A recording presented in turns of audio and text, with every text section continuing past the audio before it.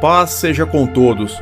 Hoje nós vamos falar sobre uma passagem muito conhecida que consta dos evangelhos de Mateus, Marcos e Lucas sobre a transfiguração de Jesus e a visão de Elias e Moisés no monte. O que esta passagem significa? O que podemos aprender? Vamos começar pela leitura da passagem em Mateus 17.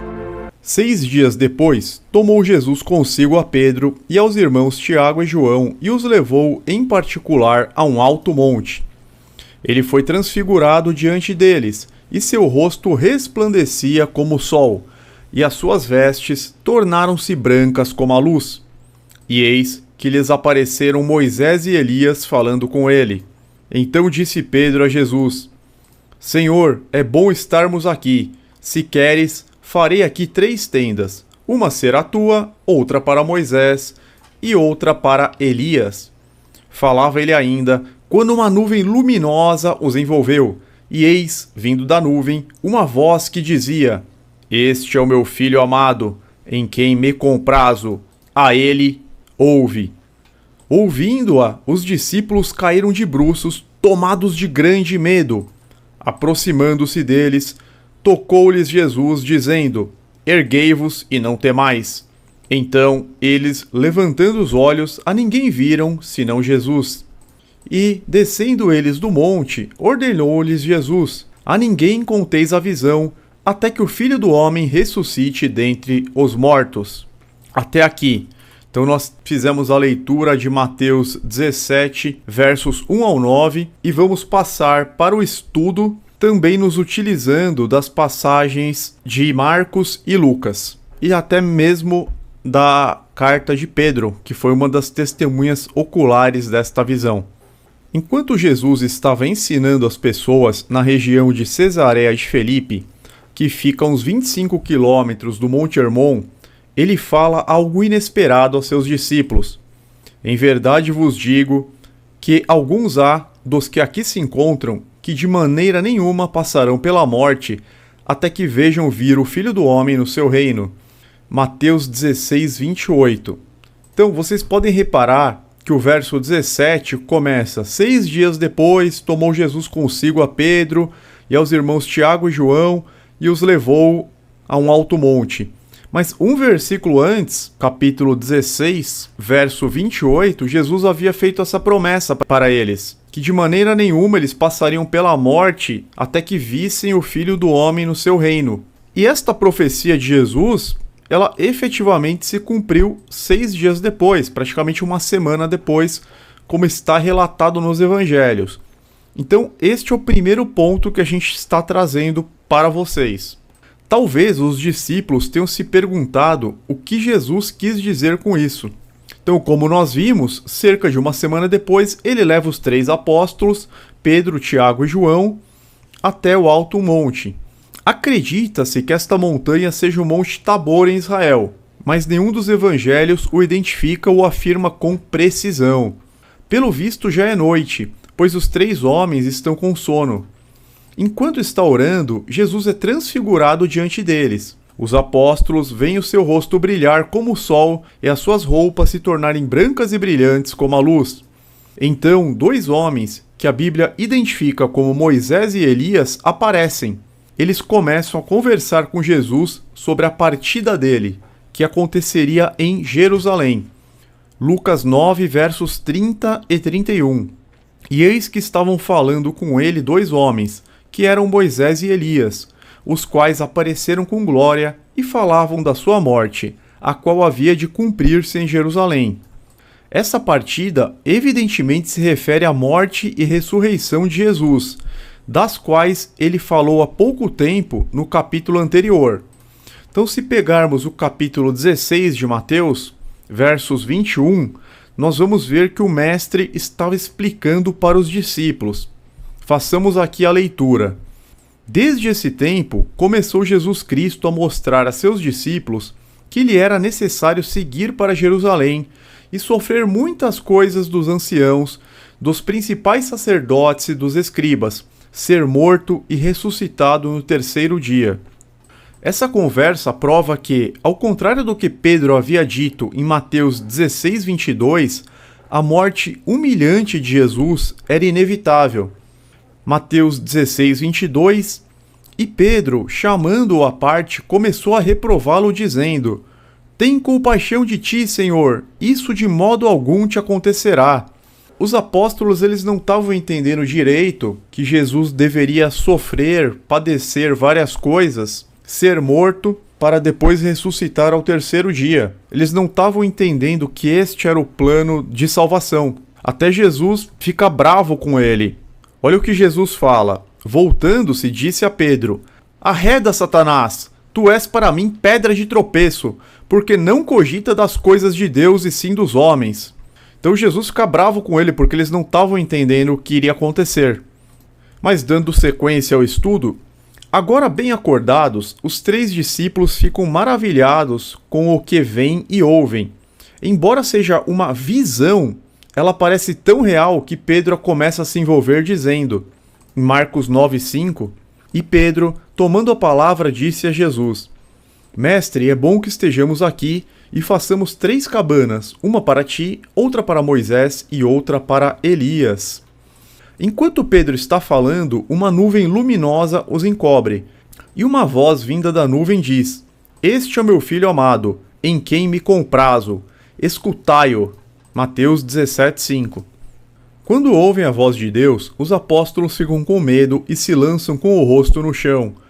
Mas Jesus lhes diz: Levante-se, não tenha medo. Os 3 apóstolos se levantam e só veem Jesus, pois a visão acabou. E, erguendo eles os olhos, ninguém viram, senão unicamente a Jesus. Mateus 17:8. E descendo eles do monte, Jesus lhes ordenou, dizendo: A ninguém conteis a visão, até que o Filho do Homem seja ressuscitado dentre os mortos. Mateus 17:9. Agora vamos tecer as principais considerações sobre a referida passagem. Então nós lemos a passagem aqui com bastante cuidado, vimos também alguns versos, como eles estão escritos nos evangelhos de Marcos e Lucas, mas vamos tentar extrair tudo que esta passagem tem a nos oferecer. Então eu separei aqui, se eu não me engano, 6 itens. Vamos começar pelo item 1. Com essa visão, os discípulos puderam ver como seria a glória de Cristo no seu reino futuro. E Deus confirma Cristo como o maior dentre todos os profetas ao dizer que ele é o Filho amado que deve ser ouvido, mostrando que Jesus é superior a Moisés e Elias, os quais logo desaparecem. Assim, os discípulos veem o Filho do Homem vir no seu reino, justamente conforme Jesus prometeu em Mateus 16:28. Promessa cumprida. Mais tarde, Pedro escreve. Então, em 2 Pedro, capítulo 1, versos 16 a 18, de fato, não seguimos fábulas engenhosamente inventadas, quando lhes falamos a respeito do poder e da vinda do nosso Senhor Jesus Cristo. Pelo contrário, nós fomos testemunhas oculares da sua majestade. Ele recebeu honra e glória da parte de Deus Pai, quando da suprema glória lhe foi dirigida a voz que disse: Este é o meu Filho amado, em quem me agrado. Nós mesmos ouvimos essa voz vinda do céu, quando estávamos com ele no Monte Santo. Inegável, portanto, que se trata apenas de uma visão, e não de algo real, concreto. Para que não restem quaisquer dúvidas, notemos que a mesma palavra traduzida do grego como visão em Mateus 17:9, qual seja orama, aparece na visão de Pedro em Atos 10. Então a mesma palavra aparece aqui em Atos 10, versículo 17. Estando Pedro duvidando entre si acerca do que seria aquela visão, orama, que tinha visto, eis que os homens que foram enviados por Cornélio pararam à porta, perguntando pela casa de Simão. Aquele trecho que Pedro vê descendo, aqueles animais imundos num lençol, quadrúpedes, répteis, que Deus fala mata e come, ele estava meio dormindo assim e teve essa visão. Não era algo real fisicamente. Conforme trecho extraído do dicionário grego de James Strong, na página 2324 da Bíblia de Estudo Palavras-Chave Hebraico-Grego, com relação à palavra visão, mencionada no verso 9 de Lucas 17, orama, significa alguma coisa contemplada, um espetáculo, especialmente sobrenatural, vista, visão. E na página 2325 nós temos também um espetáculo, uma aparição. Na verdade, Moisés e Elias, eles não estavam fisicamente lá, mas Jesus prometeu que eles teriam uma visão do Filho do Homem em seu reino, em sua glória. Como as visões que nós vemos no livro de Apocalipse, as visões que nós vemos daquelas feras, daquelas bestas no livro de Daniel. A voz de Deus, sim, foi algo real. Então, como nós acabamos de dizer, vemos também esta palavra citada em visões do apóstolo João, no livro do Apocalipse, inclusive no mini dicionário de iluminação cênica, de modo que não restem dúvidas de que se tratava de algo holográfico retratando um evento futuro, ou seja, o Filho do Homem no reino vindouro, e não algo real propriamente dito, pois Jesus ainda teria que padecer muitas coisas. É claro que a voz de Deus é algo real, aquela voz de Deus que veio dos céus. O que eu estou falando é a presença de Moisés e Elias, eles ainda não ressuscitaram, pois não houve o toque da última trombeta, onde haverá a melhor ressurreição, a ressurreição dos santos, a primeira ressurreição mencionada em Apocalipse 20 e 1 Coríntios 15. Então isso ainda não aconteceu. Eu peguei aqui o mini dicionário de iluminação cênica que fala, né? Ciclorama vem da palavra orama, é uma visão muito interessante. Tem aqui na internet para quem quiser confirmar. Visão sobrenatural, nós também vemos o termo orama aqui no Google Tradutor português-grego. Então não foi algo físico. Vamos passar agora para o item 2, a transfiguração de Jesus. A palavra transfiguração vem das raízes latinas trans, através, e figura, forma. Assim, significa uma mudança de forma ou aparência. Foi o que aconteceu com Jesus. Sua aparência mudou e se tornou gloriosa. Isso se deu diante da proximidade da grande glória do Pai Celestial, tal como ocorreu com Moisés no deserto. Se nós lembrarmos de Êxodo 34, versos 29 e 30, ao descer do Monte Sinai, com as duas tábuas da aliança nas mãos, Moisés não sabia que o seu rosto resplandecia por ter conversado com o Senhor. Quando Arão e todos os israelitas viram Moisés com o rosto resplandecente, tiveram medo de aproximar-se dele. Então isso também aconteceu com Moisés. O rosto dele resplandecia. Vemos também algo semelhante ocorrendo com Estevão, quando ele estava depondo no Sinédrio, um pouco antes dele ser morto, apedrejado pelos fariseus e saduceus. Então todos os que estavam assentados no conselho, fixando os olhos nele, viram o seu rosto como o rosto de um anjo. Atos 6,15. Vamos agora para o item 3. Moisés e Elias estão presentes na visão, pois eles representam os dois principais componentes do Antigo Testamento, a lei e os profetas.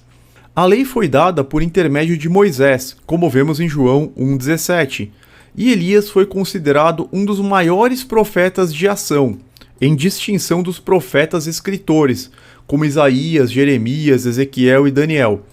E sua missão foi a de conclamar o povo à fidelidade ao único Deus verdadeiro, sem se deixar influenciar pelo culto da idolatria e da licenciosidade de Canaã. O fato de essas duas figuras falarem da partida de Jesus, que ele deveria realizar em Jerusalém, ilustra que a lei e os profetas apontam para o Messias e os seus sofrimentos. A expressão ouve-o também o identifica como sendo o mensageiro e o porta-voz de Deus, reforçando a identidade de Jesus como Filho de Deus. Hebreus 1, versos 1 a 2a.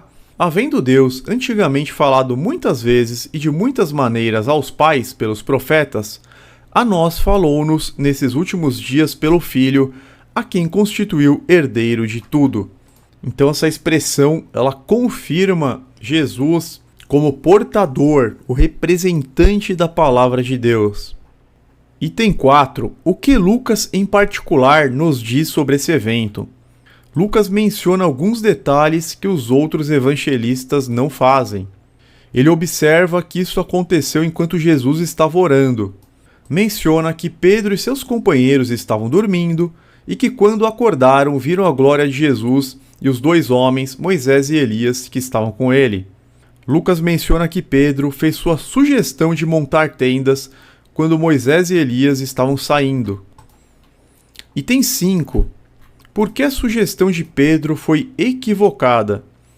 O fato de a sugestão de Pedro ocorrer quando Moisés e Elias estão se preparando para partir revela um desejo de prolongar a experiência da glória. Isso significa que Pedro estava se concentrando na coisa errada. A experiência da transfiguração de Jesus no Monte Tabor pretende apontar adiante os sofrimentos que Jesus está prestes a experimentar.